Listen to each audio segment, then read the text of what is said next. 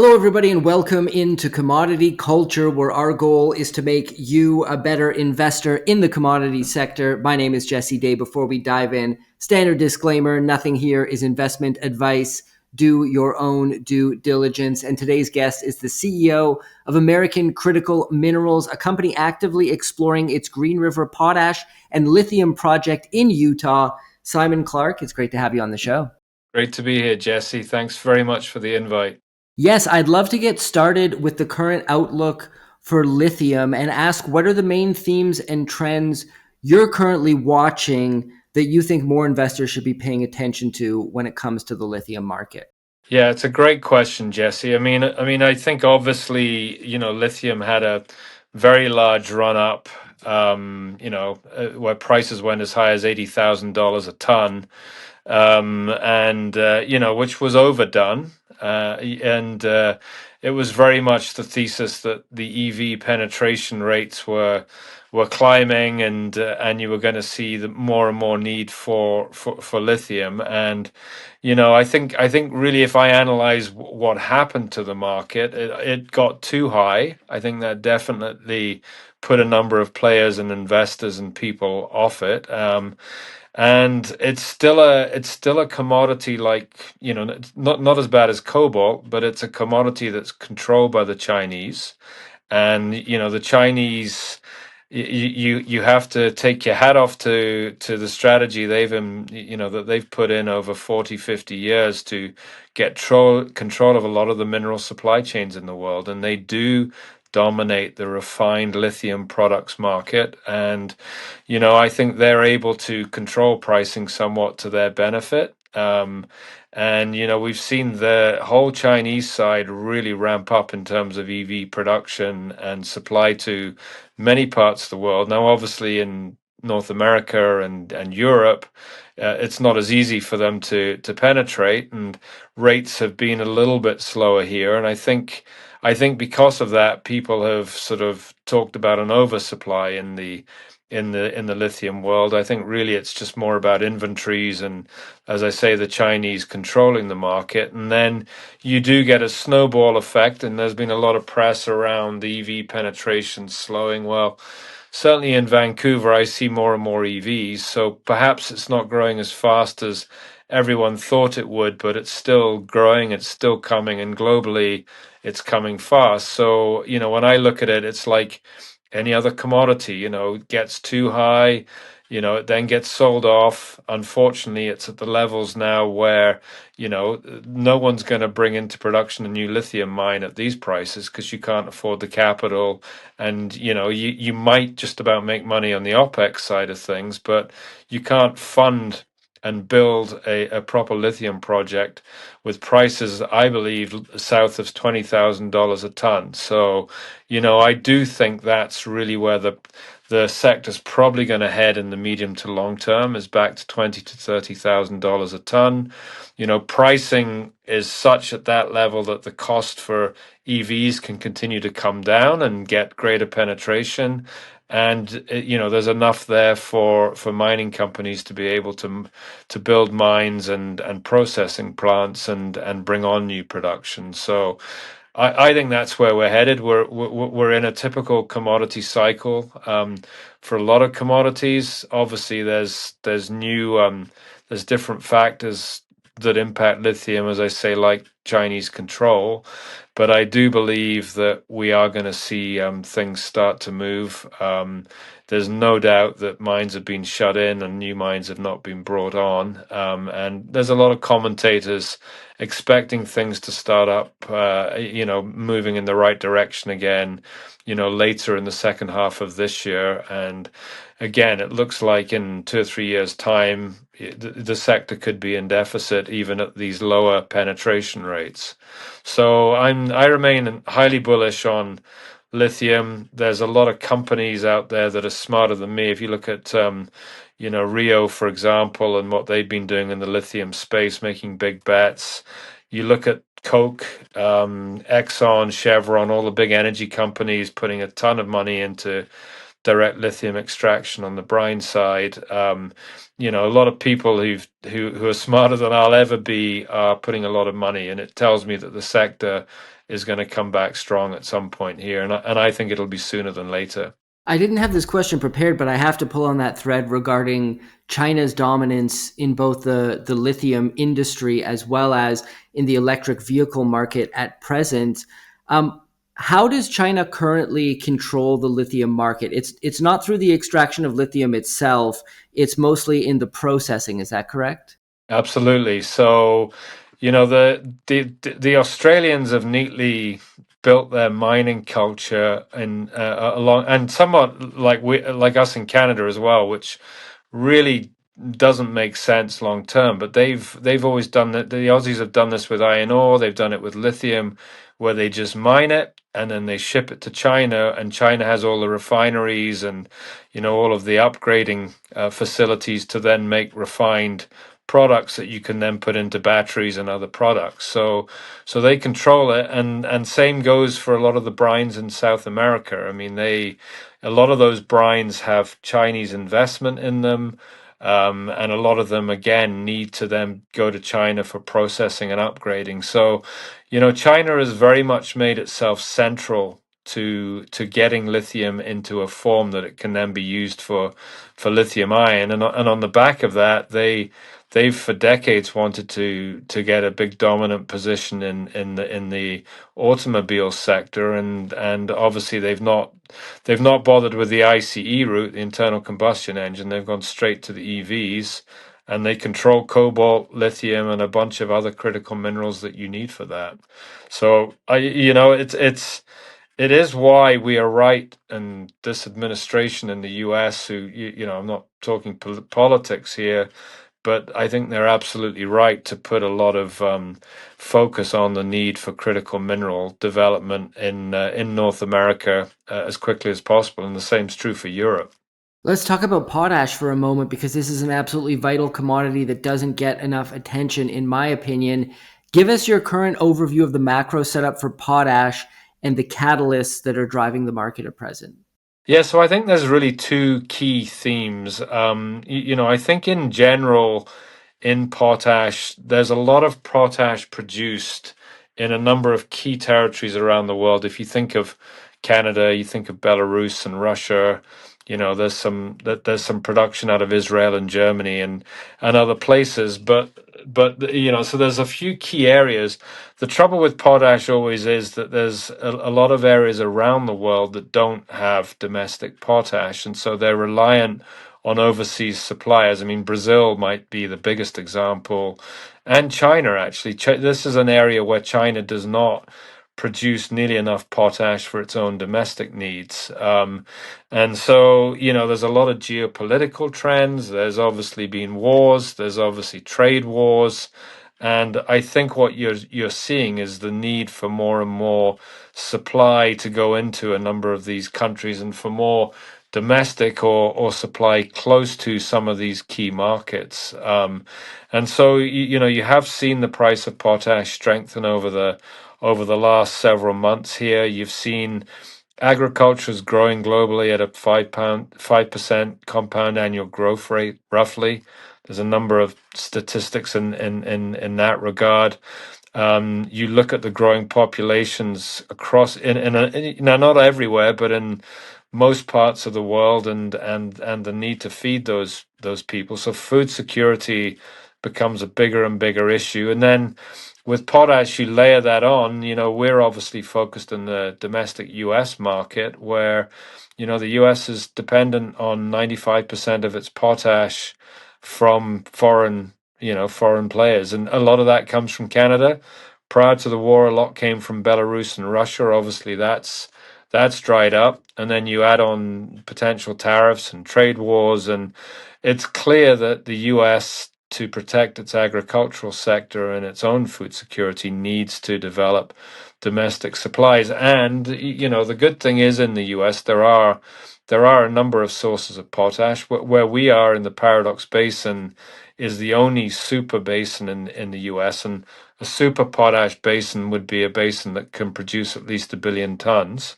And the Paradox is the key one. That's where Intrepid, who's the only US domestic producer, is producing very close to where we are. So again, you've got this global theme of more and more need for potash, and then you layer on the domestic critical minerals element, and because of that, this administration has quite rightly recognized that potash is a critical mineral and has added it to the critical minerals list. So, hopefully that means expedited permitting and potential government funding for a lot of projects. Yeah, let's dive a little bit deeper into that aspect of things. The fact that potash has now been added to the list of critical and strategic materials in the US through the executive order as of March 20th. How are some of the ways that this designation provides tailwinds for domestic potash production in America?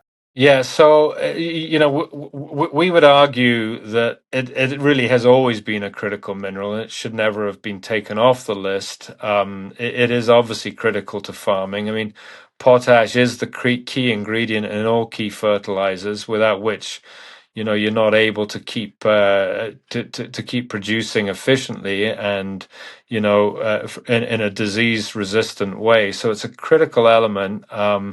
And I think this designation just it basically takes what has been known and makes it real that this is a critical mineral, and clearly with that designation, there's a lot of talk from this administration about fast tracking permitting. Now, I'm not abundantly clear how you could actually take a project that might take several years to permit currently and get it permitted within 28 days, which has been suggested. But clearly, the key theme here is this administration recognizes that these critical minerals need to be fast tracked. And I think that's going to be really important from a permitting perspective, especially when you've got federal land, and most of our licenses are on federal land. And then there is going to be capital, as a critical mineral. There's a security element, so that brings in the DoD. There's obviously the DOE as well, and then there's a number of the various supporting banks and other funds that are going to be set up to help fund critical minerals projects. Now, it's going to take a while to get the detail on those, but I think there's a very good tailwind in terms of getting things permitted quickly and actually getting a lot of these projects funded. Well, let's pivot now to discussing American critical minerals and how you fit into the picture. Could you start by providing an overview of the company? Yeah, so we have about 32,500 acres in the middle of the main potash fairway in the Paradox Basin. As I mentioned off the top, the Paradox Basin is the only U.S. super potash basin. Intrepid's been producing there for 50 years. They're 20 minutes away from us as the crow flies. And they've been solution mining, so the latest, most efficient techniques to recover potash are successfully applied very close to us. Potash is a bit different from other minerals. It's a longer process to permit. It includes a long environmental impact piece. So it took us 8 years to get our federal prospecting permits in the Paradox, and we successfully got them after an 8 year process at the end of last year. So we're now fully permitted to prospect for potash. We have 7 holes permitted. The nice thing about the Paradox is it has, like a lot of the evaporate basins where you find potash, it has a lot of historic oil and gas drilling on it. So, there are several wells that historically were drilled on our land, and we have the logs for those. So we know how thick the potash is, we know the grades, we know the potential size of it. And, as I say, we have nearby production. And then this project was set up over 10 years ago as a potash focused project. In the interim, we've had a lot of work done by a number of neighbors around us, mainly Anson Resources, who are right next to us. They're an Aussie company focused on lithium exploration, and they've developed 2 projects that are contiguous north and south to us. One of which they've taken to DFS, and the other one they've just successfully piloted with Koch Industries, who are obviously very big in the energy world and are putting a lot of money into lithium brines in North America. And so, when you look at brines, you look at the grades, obviously, but you also look at what are the other minerals in it. Is there anything that's going to make it tough to produce? And so Coke have had a really good pilot. Anson announced those results about a month ago.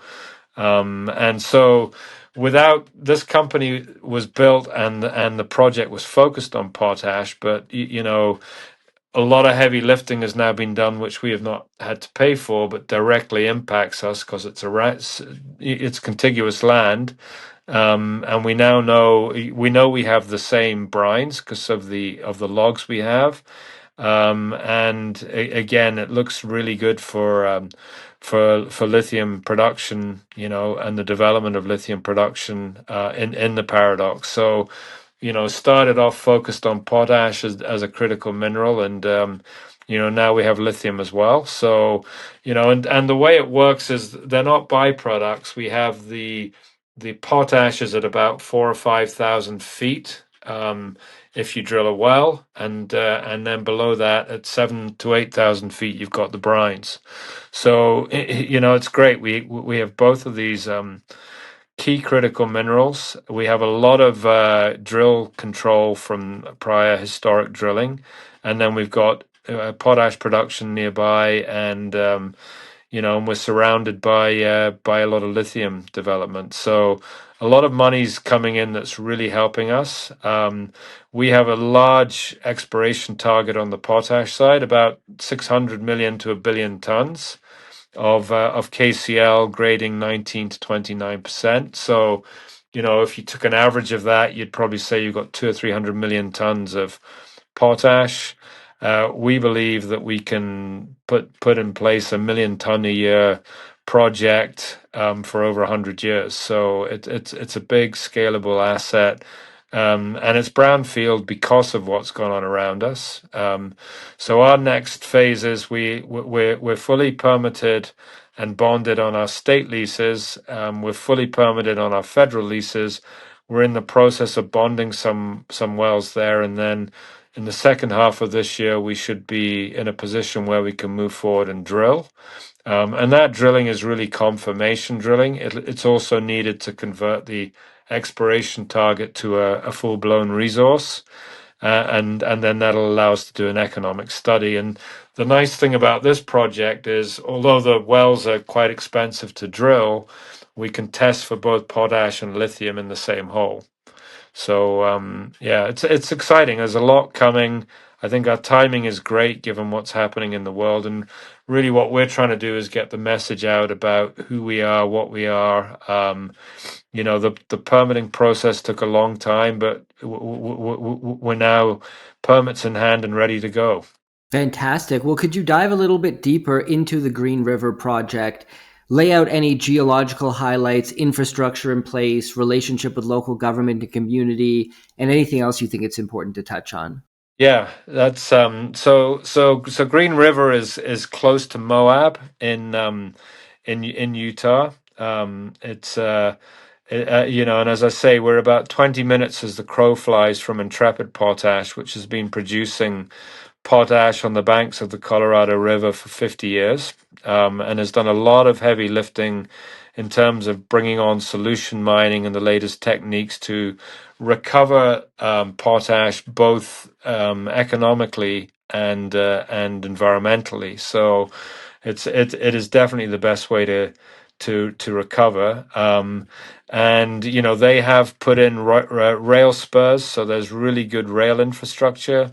There's also very good highways, and we're close to both. There's lots of water from, as I say, we have the Colorado River nearby, and it's a mining. Utah was ranked number one by the Fraser Institute for Mining Investment in 2023. So it's a state that's very pro mining. Again, there's been a lot of environmental work done on this project before issuing us with permits. We're only one of two companies that have federal potash prospecting permits. So, as I say, it's a process to get them, and we've gone through that. So, the infrastructure is really good to get product to both the agricultural belts in the US and also the main industrial hubs for the lithium side of things. So really well set up and in a great, very supportive state. So, I think I think it's good, and I think, as I mentioned, potash has bottomed and is now strengthening nicely, and a lot of the trends indicate that there's more and more of a need for potash in a number of markets globally, and I do think lithium's going to have its day again relatively soon here. So, I think investors coming into us are going to get two critical minerals, if you like. It started off focused on one, but and we haven't yet done a lot of work directly on the lithium side ourselves in terms of drilling or anything. But the land that's contiguous to us has been very well explored and developed, and that's done a lot of heavy lifting for us. So I think it's a real benefit and a real, extra bonus for our investors for sure. And could you provide some color behind the team at American Critical Minerals and how you plan to leverage their expertise, starting with yourself and your own background and how you came to become CEO of the company? Yeah, so I've been in the junior resource world for 25 plus years. I was a securities lawyer and then an investment banker before that. I've been involved in a number of successes. I mean, like everyone, commodities is a challenging business, so there's ups and downs. But I was lucky to be involved in a oil sands company that did very well. Was sold a few years back for 400 or 500 million. And then I was CEO most recently of American Lithium, which at the height of the last lithium cycle was a $1.2 billion, market valuation company. And I see the potential for that again with this project, and again having two commodities. So that's what got me excited and made me join in September, October of last year.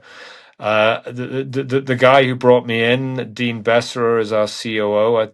Dean is an exceptional exploration geo who's worked on a number of critical minerals. He and I worked together on the cobalt copper space several years back, and he's worked globally around the world. So he's the guy who's day to day in charge of our operational side and how we're going to drill this and put together the resource and drive it forward. We have a very strong consultant on site in Moab who was actually part of the BLM back in the day, so we're very connected on the permitting side. And then one of our directors is a guy called Eric Miller, who's based in DC, and it runs a consulting practice that introduces companies like us to the right parts of the U.S. government to seek funding and support.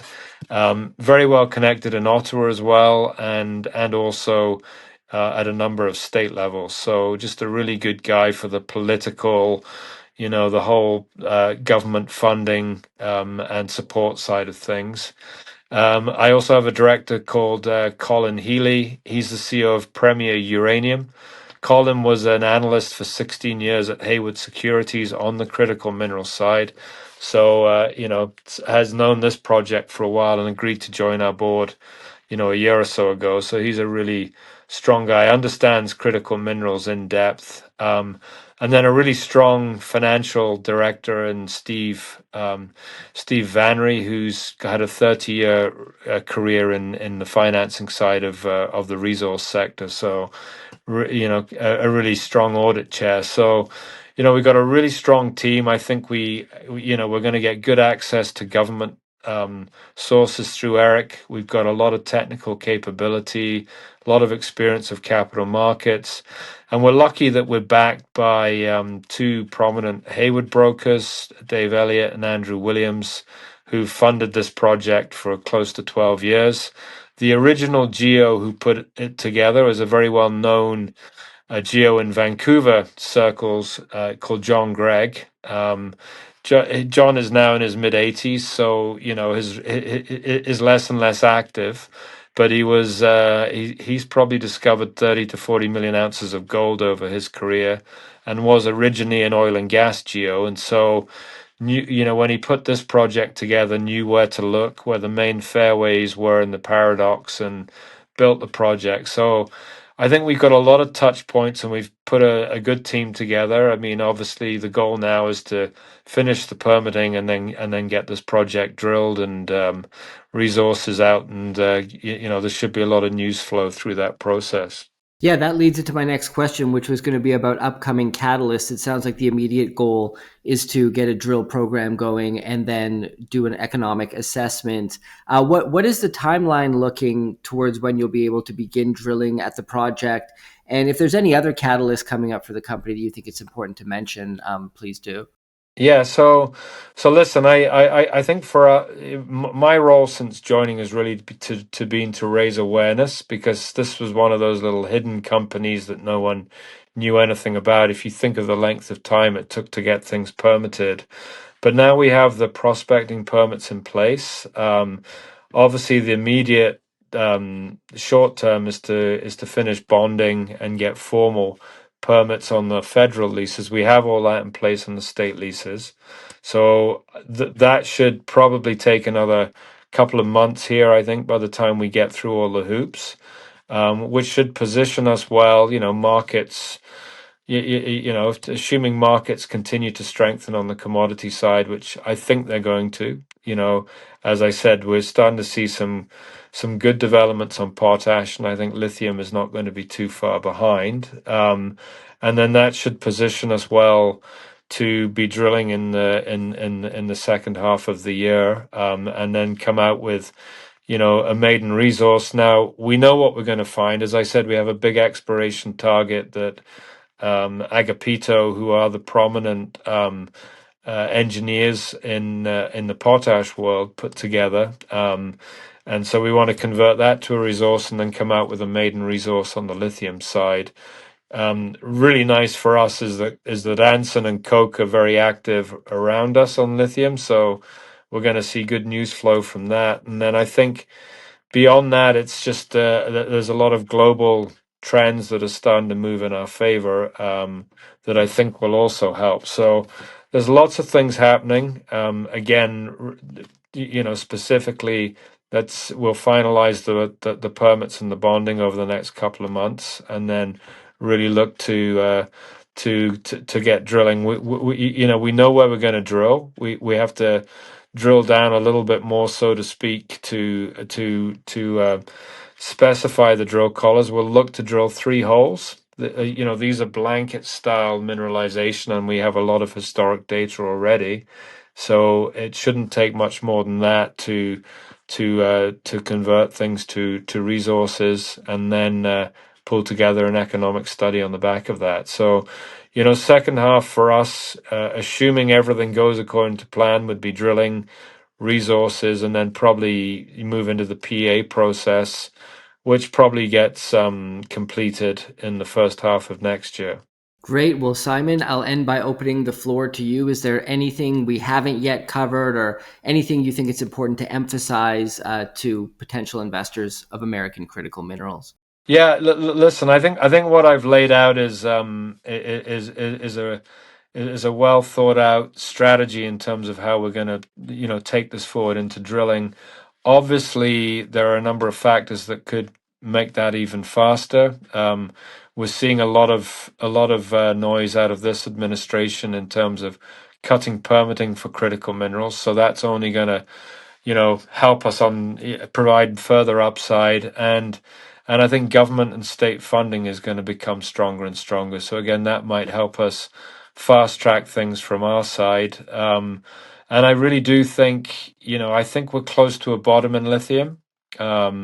These prices are not sustainable in terms of bringing on new projects. So there's a lot of commentators talking for a bounce in that sector and the commodity to start to recover in the back half of this year. So again, I think our timing is really good here for a re-rating.